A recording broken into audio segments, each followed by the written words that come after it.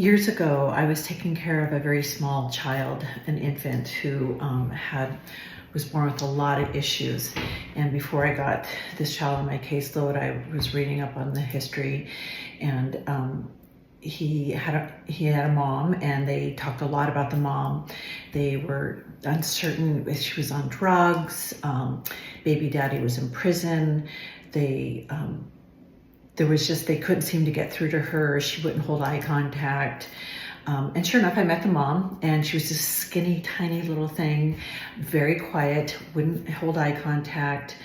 And honestly, I didn't care if drugs were an issue, but what I did see was that she was very attentive to this little tiny baby. She followed really pretty complicated symptom management instructions.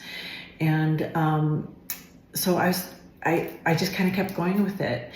And then one night, it was in the middle of the night, and I was at her apartment with the tiny baby, and we were just working to try and get seizures and symptoms managed. And all three of us were extremely tired. And we were just sitting there, and all of a sudden, I just said, "This is fucked." And she looked up at me, and she goes, "It is." She looked directly at me.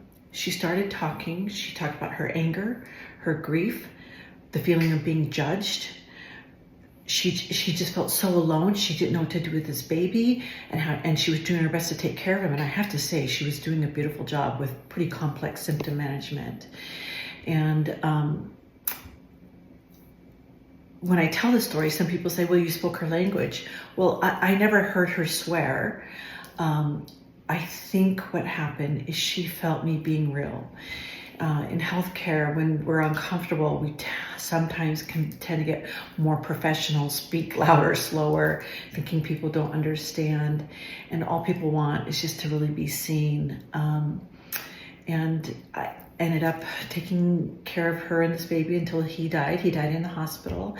And I felt very connected to her. And she was truly grateful for our care. My lesson in this is that we just have to meet people where they are, and it's easy to make assumptions. And I think we should always try and challenge those. But no matter what, we have to be authentic. And dropping the F-bomb in the middle of the night with this child wasn't professional, but it was the right thing to do. And I often think of that little baby in her, and I wish her the best. Thanks.